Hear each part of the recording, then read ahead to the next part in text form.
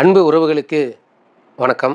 நாம் தமிழர் கட்சிக்கு ஆதரவாக பேசக்கூடிய இந்த புகைப்படத்தில் இருக்கிற சகோதரியை ஆபாசமான வார்த்தைகளை கமெண்ட் போடுறது, அப்புறம் எங்களுக்கு பதில் வீடியோ போகிறன்ற பேரில் கண்டமேனிக்கு திட்டி போடுறது, அது மட்டும் இல்லை ஃபோன் பண்ணி மிரட்டியிருக்கிறாங்க. அதுக்கு மேலே இந்த காணொலியெலாம் போடக்கூடாது, விஜய் பற்றி பேசக்கூடாது அப்படின்னு சொல்லி மிரட்டியிருக்கிறாங்க. அது மட்டும் இல்லாமல் அவங்க குடும்ப புகைப்படத்தெல்லாம் எடுத்து தப்பாக சித்தரித்து அதை காணொலியாக போட்டு ரொம்ப அதாவது மன உளைச்சல் பண்ணுறாங்களோ.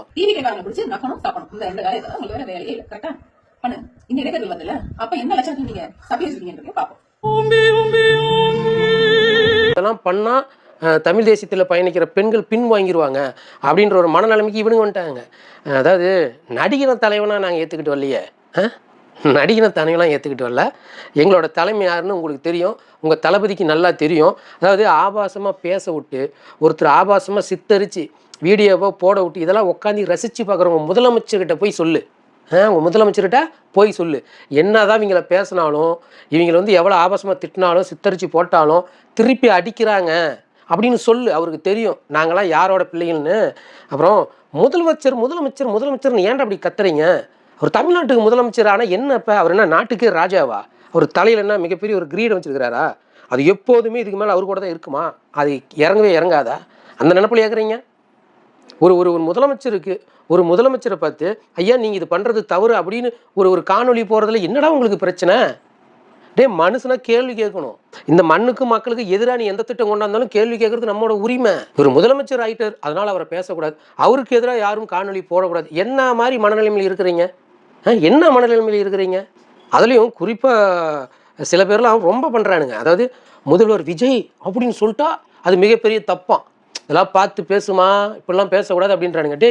முதலமைச்சர் விஜய்னு சொன்னதில் என்னடா கெட்டு போயிருவீங்க? முதலமைச்சர் விஜய் முதலமைச்சர் விஜய் முதலமைச்சர் விஜய் என்னடா ஆகி போயிடும், குறைஞ்சி போயிடுவாரா? நீங்கள் எந்த மாதிரி விதைக்கிறீங்களோ அந்த மாதிரி தான் வளரும், புரியுதா? நீங்கள் எப்படி பதில் கொடுக்குறீங்களோ அப்படி தான் பதில் வரும். முதலமைச்சர் விஜய்னு சொன்னது ஒரு குத்தன்றானுங்க. அப்புறம் பொட்டு மாமா பொட்டு மாமான்னு சொன்னால் கோபம் வருதான், அப்படி பொங்குறானுங்க. எப்படி நீ சொல்லலாம் தமிழ்நாட்டு முதலமைச்சரை பார்த்து? என்னங்கடா எதுக்கு எடுத்தாலும் தமிழ்நாட்டு முதலமைச்சர் தமிழ்நாட்டு முதலமைச்சர். நாங்கள் என்ன அவர் அமெரிக்க அதிபர் நான் சொன்னோம், தமிழ்நாட்டுக்கு தான் முதலமைச்சர். அவர் ஆட்சி தான் 60 நாளாக நாங்கள் பார்க்குறோமே. எந்த கேள்வியுமே கேட்கக்கூடாதுங்கிறானுங்க. கேள்வி கேட்டால் கெட்ட வார்த்தையில் திட்டுவீங்களா? பொட்டு மாமான்னு சொன்னால் உங்களுக்கு வலிக்குதா? ஏண்டா இத்தனை நாளாக எங்கள் அண்ணன் சீமான் அவர்களை பாலியல் குற்றவாளி திரள்நிதி திருடன்லாம் பேசுனீங்களே, அப்போலாம் இனிச்சுதா? உங்கள் தலைவரை பொட்டு மாமான்னு, இது நாகரிகமான வார்த்தை தான், பொட்டு மாமா அப்படின்னு சொன்னதே உங்களுக்கு வலிக்குதுன்னா அப்போ எங்களுக்கு எவ்வளோ கோபம் வந்திருக்கும். திரள் நிதியில் கட்சி நடத்துகிறாரு, திரள் நிதி திருடி திங்கிறார், சொகுசு வாழ்கிறார். இதெல்லாம் போய் 100 ரூபா டிக்கெட் 1000 ரூபா கொடுத்து பார்த்தா பண்ணாடிங்க பேசலாமாடா? பிச்சைக்காரனாங்களா? நீங்கள் பிச்சை போடுறதுன்னு அவர் வளர்ந்துருக்கிறாரு, அதுவும் பிச்சை எடுக்கிறது தான். அதாவது நீங்கள் சொல்கிறல உங்கள் மொழியிலே நான் சொல்கிறேன். அப்புறம் அந்த திரள் நிதிங்கிறீங்கள, உங்கள் கட்சியில் உங்கள் முதலமைச்சர் என்ன பண்ணார்? அவரோட சொத்துலேருந்து 1% தான் செலவு செஞ்சுருக்கிறாரு. மீதி செலவு பண்ண மொத்த பணமும் பெரிய பெரிய கார்பரேட் நிறுவனத்தை வாங்கின பணம் தெரியுமா? ஒவ்வொருத்தரும் நிதி கொடுத்துருக்குறாங்க, 25 லட்சம் 10 லட்சம் கோடி கணக்கில். அது பேர் என்னடா? க்ரௌண்ட் ஃபண்டு அப்படிங்க தானே? தமிழ் தெரியாத தற்குறி நாய்ங்களா? அதுக்கு பேர் தான் திரள் நிதி. நாங்கள் ஏழ்மையானவங்க, ஏழை மக்களுக்காக கட்சி நடத்துகிறோம். அதனால் நாங்கள் 1000 500 100 10 5000 10000 சில நல்ல உள்ளங்கள் 1 லட்சம் அப்படி கொடுப்பாங்க. ஆனால் நீங்கள் எலை திரள் நிதி, அதாவது பணக்கார பிச்சைக்காரன் நீங்களாம், கொஞ்சம் கௌரவமான பிச்சைக்காரன் நீங்களாம். ஏன்னா பணம் உள்ள முதலாளிங்களுக்கு வேலை செய்ய கட்சி ஆரம்பிச்சிருக்கிறீங்க. அதனால் உங்களுக்கு கோடி கணக்கில் வரும். அது வந்து உங்களுக்கு திரள் நிதியாக தெரியாது. சரி விடுங்க. நீங்கள் உங்கள் தளபதி அவர்களுக்கு எப்படி வேணாலும் முட்டு கொடுத்துக்காங்கடா, அது எங்களுக்கு பிரச்சனை இல்லை. ஆனால் எங்களை கேள்வி கேட்கக்கூடாதுன்னு சொல்லக்கூடாது, அது ரொம்ப தப்பு. இல்லை நீங்கள் கேள்வி கேட்கக்கூடாது அப்படின்னு அடம் முடிச்சிங்கன்னா ஒரே வழி இருக்குது, சொல்லட்டுமா? அவரை ரிசைன் பண்ண சொல்லு. ரிசைன் பண்ணிட்டு படம் நடிக்க போக சொல்லு.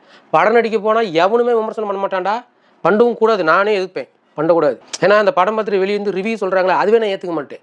ஏன்னு கேட்டால் உனக்கு இந்த படம் பிடிக்காம கூட போவோம், ஆனால் நீ உன்னோட கருத்தை திணிக்கக்கூடாது. இந்த படம் நல்லா இல்லை அப்படின்னு சொல்லக்கூடாது.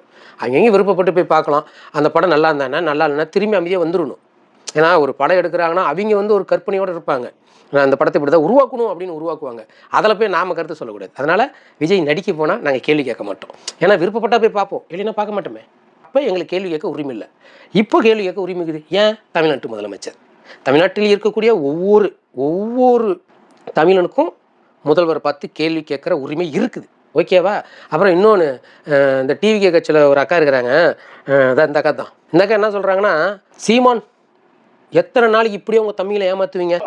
இந்த இலங்கை தமிழர்களுக்கு இது வரைக்கும் என்ன பண்ணிருக்கீங்க? அத பேசினா பேசுங்க. அதுக்கு தாண்டி என்னோட கமெண்ட் செக்ஷன்ல யாராவது வந்தீங்கன்னா கால்ல இருக்கிறத கழட்டி அடிச்சிருவேன் நான் சொல்லிட்டேன். 15 வருஷமா ஈழம்னு சொல்லி ஈழத்தை வச்சு கட்சி நடத்துனீங்க, பொழப்பு நடத்துனீங்க.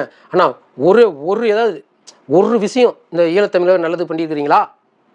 ஈழத்தை வச்சு கட்சி நடத்துனீங்களே, சரி அங்கே ஈழத்துக்கு போக வேண்டாம், தமிழ்நாட்டில் முகாமில் இருக்கக்கூடிய தமிழருக்கு ஏதாவது பண்ணீங்களா அப்படின்னு கேட்டுக்கிறாங்க.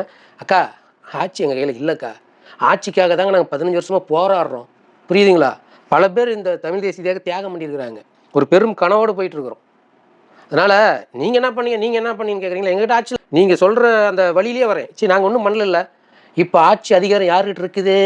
உங்கள் தளபதி கிட்ட, அதாவது தமிழ்நாட்டு முதலமைச்சர் ஜோசப் விஜய் கிட்ட. இப்போ நீங்கள் என்ன பண்ணலாம்? தமிழ்நாட்டில் முகாமில் இருக்கக்கூடிய என் தமிழ் சொந்தங்களுக்கு குடியுரிமை வாங்கி தரலாம். எப்படி தரலாம்ல? தருணும். இந்த வாய் பேசுகிறீங்களா, நீங்கள் தருணும். தரலைன்னா கட்சி விட்டு நீங்கள் வெளியே போயிருங்க. ஏன்னா நீங்கள் தான் பயங்கரமாக ஃபயர்லாம் விட்டீங்களா ஒரு டைமு. அந்த தேர்தல் நேரத்தில் கச்சத்தீவை பற்றி எங்கள் தளபதி விஜய் பேசினது தான். கச்சத்தீவு இருக்குதோ இல்லையோன்னு பதற அடிச்சுக்கிட்டு இலங்கை அதிபர் வந்து அங்கே வந்து பார்த்துட்டு போகிறாருன்னா எங்கள் தளபதியோட வாய்ஸ்க்கு எவ்வளோ பவர் பார்த்தியா அப்படின்னு கேட்டிங்கல்ல. கொஞ்சம் வாய்ஸ் கொடுங்கக்கா. தமிழ்நாட்டு முகாமில் இருக்கக்கூடிய மக்களுக்கு குடியுரிமை வேணும், கொடுங்க. அப்புறம் இன்னொன்று என்னமோ சொன்னீங்களே, தமிழர் உணர்வுன்ற ஒரு விஷயத்தை இருக்க குட்டி பசங்களுக்கெல்லாம் மண்டபுல ஏத்தி பிரைன் வாஷ் பண்ணி ஒரு தீவிரவாத இயக்கத்தை நீங்க வந்து கொண்டு வந்துட்டு இருக்கீங்க. சீமான் அவர்கள் தப்பான ஒரு வழியில இளைஞரை உருவாக்குறாரு, ஒரு தீவிரவாத அமைப்பு நடத்துறாரு அப்படின்ற மாதிரிலாம் வார்த்தை விட்டுக்கிறீங்க. அக்கா, இந்த மாதிரிலாம் வார்த்தை விடாத கோவத்தில் எசக்க புசக்க ஏதாவது திட்டி வச்சிட போகிறேன். உங்கள் வருஷம் மாரிலாம் எங்களுக்கு தெரியுங்க்கா.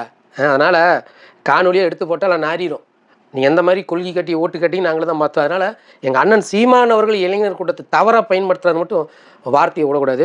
பல இளைஞர்கள் எங்கள் அண்ணன் பின்னால் போகிறதுக்கு காரணமே தன் இனத்துக்காக. அது இல்லாமல் ஒரு காலத்தில் நாங்களாம் தொண்டாக சுற்றிக்கிட்டு இருந்தோம், சொல்ல மறந்துட்டேன். நாங்களாம் தொண்டாக சுற்றிக்கிட்டு இருந்தோம். அதனால் எங்கள் அண்ணன் நாம் தமிழ் கட்சிக்கு போனதுக்கப்புறம் தான் ஒழுக்கமாக நாங்களாம் இருக்கிறோம். அதனால் எங்களை நோண்டி பார்க்காதீங்க. நாம் தமிழ் கட்சியில் இருக்கிற உறவுகள் யாரையும் சீண்டாதீங்க. எங்களுக்கும் ஒரு பொறுமை உண்டு, புரியுதுங்களா? அதனால் அந்த பொறுமையை சோதிக்கக்கூடாது. எங்கள் அண்ணன் சீமான் பற்றி யார் பேசினாலும் நாங்கள் பொறுத்துக்க மாட்டோம். அது இந்த அளவுக்குலாம் ஒரு கட்சியில் இருக்கிற பெண்லாம் பேசக்கூடாது, தப்பு. வாயில் போட்டுக்காங்க. நாங்கள் தீவிரவாதி தான், தமிழ் தீவிரவாதி. தமிழுக்காக, என் மண்ணுக்காக, எங்கள் இனத்துக்காக நாங்கள் உசுரை கூட கொடுப்போம், ஓகேவா? உங்களை மாரி கூத்தடி முன்னாடி போகிற ஆளுங்களில் இத்தோட நிறுத்திக்கங்க. இந்த ஆபாசமாக பேசுகிறது, ஃபோன் பண்ணி இந்த மிரட்டுறது, இது மாதிரி வேண்டாம். அது குறிப்பாக பெண்கள்கிட்ட உங்கள் வீரத்தை காட்டாதீங்க. ஆண்கள் நாங்கள் இருக்கிறோம், எங்ககிட்ட வீரத்தை காட்டுங்க. கருத்தாக முதலாம் தப்பு இல்லை. நாங்கள் அதெல்லாம் தாண்டி தான் பேசுவோனாலும் நாங்களும் பேசுவோம். என்ன, எங்கள் அண்ணன் தான் எங்களை கட்சி விட்டு தூக்கிறாரு, பரவாயில்ல, பார்த்துக்குவோம்.